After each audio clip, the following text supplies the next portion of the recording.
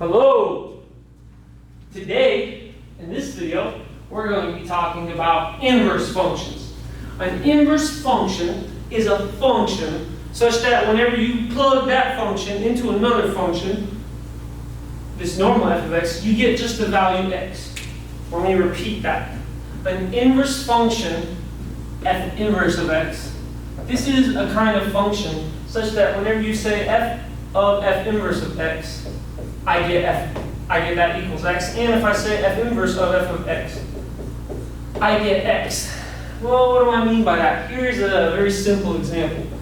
If f of x is equal to x squared, then I claim f inverse of x is square root of x. Because look, f of f inverse of x, let me just write down what f inverse of x is written. Okay, square root of x. Okay, but then when I plug square root of x in for x every time I see here, I get the square root of x squared, which is x. Now, let's do it the other way. Right now, f inverse of x is the stuffing, f is the turkey. Let's switch it. Let's make f the stuffing and f inverse the turkey. So f inverse is the turkey, f is the stuffing. I'll rewrite f inverse. What is my f? That's my x squared. And so now, every time, right here, I'll put a radical. Every time I say x, I plug in an x squared. And the square root of x squared is x.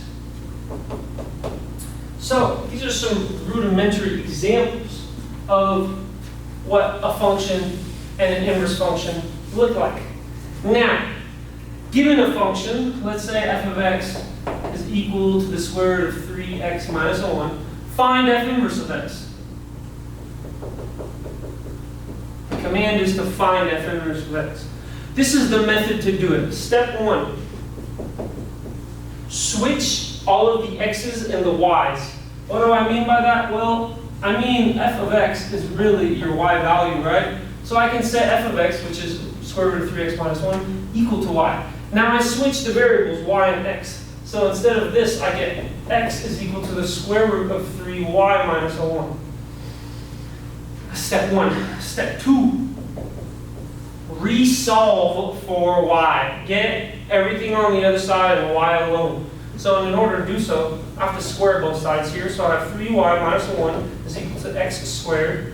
This implies I have 3y is equal to x squared plus a 1. And this implies I have y is equal to x squared plus a 1 all over 3. This is our f inverse of x. Let me clear up some room here. This is indeed our f inverse of x. I'll prove it to you.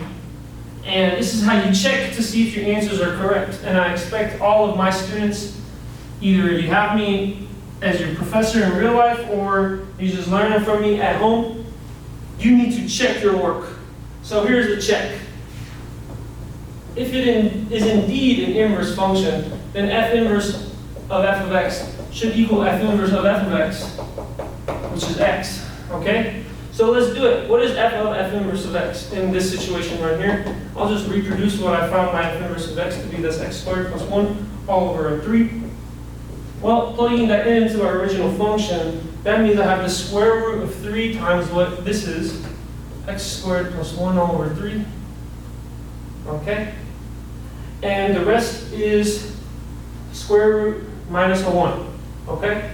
So now, I just go about my merry way in doing this calculation. The 3's cancel out here. And I have x squared plus 1 minus 1. So minus 1 and positive 1 cancel. So I get x squared. These cancel. Square root of x squared is just x. Plus or minus x technically. Okay? So that works out.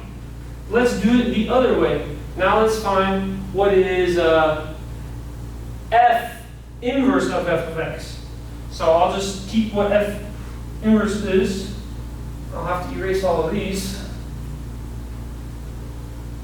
So what is f inverse of f of x? All right. I'll just reproduce what f of x was. It's the square root of 3x minus 1. Okay. Now I'm going to stuff that into my f inverse of x. Okay. So I get 3x minus 1 squared plus 1 all over 3. This comes down here. So I get this square, removes this radical because it's squared. So I just get a 3x minus 1 plus a 1 in the numerator all over 3. Minus 1 plus a 1 cancels. So I get 3x all over 3. 3's cancel, so I just get x. Cha-ching, we're done.